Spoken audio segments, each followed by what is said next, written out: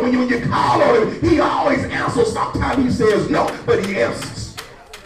Because he's real. He's exactly what the word says he is, and who the word says he is. He can do what the word says he can do. He's the real deal. I dare you in here today, if you broke, busted, and disgusted, to try God. I dare you if your heart is heavy, to try God. I dare you if your mind is confused, to try God. He's real. Now you ask me how I know he's real. He's real in my soul. Yeah, he's real. I wish I had one more believer here that say, I know he's real. I'm not talking about that stuff somebody told you. I'm talking about when you had tears in your eyes and you was about to give up on life. And God says, don't give up on me. I know he's real. When other folk gave up on you, they quit on you. God said, I'm not quitting on you, Eddie. I'm real in your life. I wish I had somebody who's been through some real stuff. That's all right. It'll wrinkle free. God won't leave you. He will keep you. He'll never leave you nor forsake you. Why? Because he's real. Oh, yes, he is. When I didn't know which way to turn, he was real. When I didn't know which way to go, he was real. Is there anybody in this house when you couldn't understand what was going on in your life? He said, I'm real. That God ain't part-time. He ain't part-time, he's full-time God. He's a full-time real God. He's real on Monday. He's real on Tuesday. He's real on Wednesday. Is there anybody in this house say he's real? He's real. He's not counterfeit. Some stuff look like God. Some stuff feel like that. I feel like you want to preach. Some stuff feel like God, but it ain't God. Everybody run ain't running for God. Everybody that sing ain't singing for God. Everybody that preach ain't preaching for God. But when he's real, you don't care about what people say when it's real. You don't care about how people say you sung. When it's real, you don't care what people say about your sermon. I did it because he's real. He's not counterfeit. He's the true and living God. In order for us to produce real fruit, we must be connected to a real God. Real fruit comes from a real God. Real fruit. Because see, all fruit ain't good fruit. Good fruit comes from a real God. Yes. Have you ever seen folk lift their hands in church, shout hallelujah, run around the church, looking to see who's looking at them? That ain't real fruit. That's fake fruit.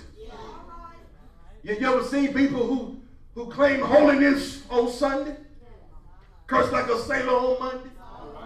I ain't saying let one slip, but I'm saying you curse like a sailor.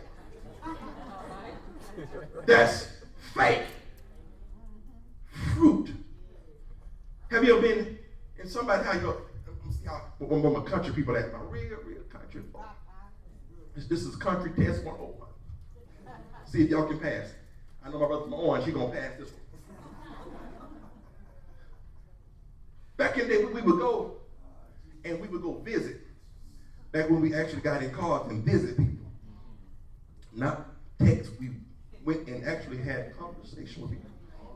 And you would go visit, and sometimes you'd be hungry.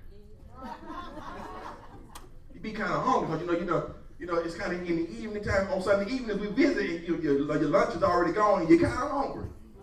So you go to Aunt Suge's house. Everybody got Aunt Suge? Aunt Suge? Go to Aunt Suge. And so you go to Aunt Suge's house, and you're kind of hungry, and you look on Aunt Suge's table, and you see some fruit. You say, "Ooh, them fruit sure look good."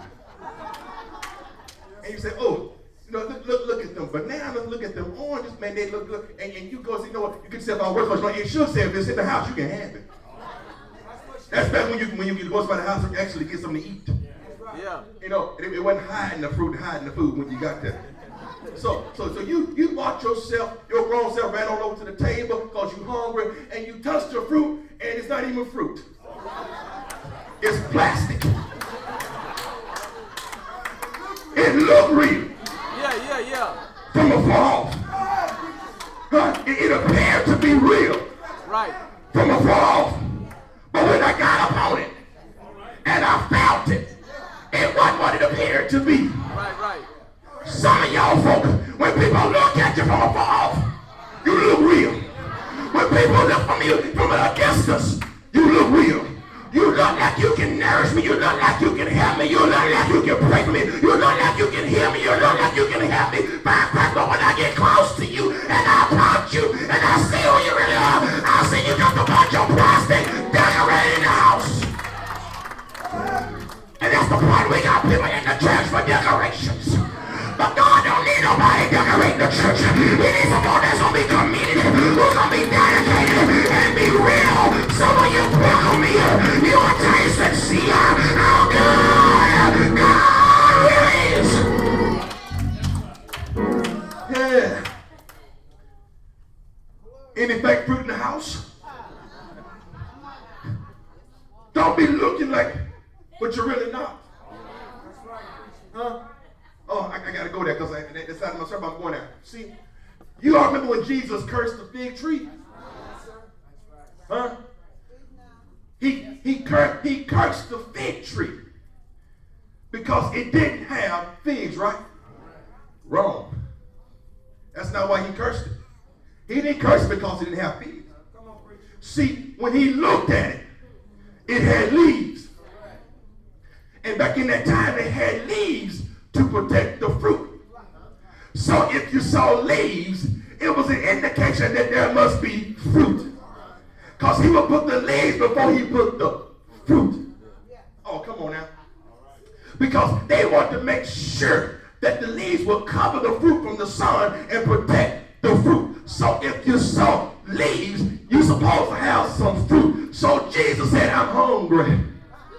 And so he's walking. He says, now look at that. There's some fig leaves.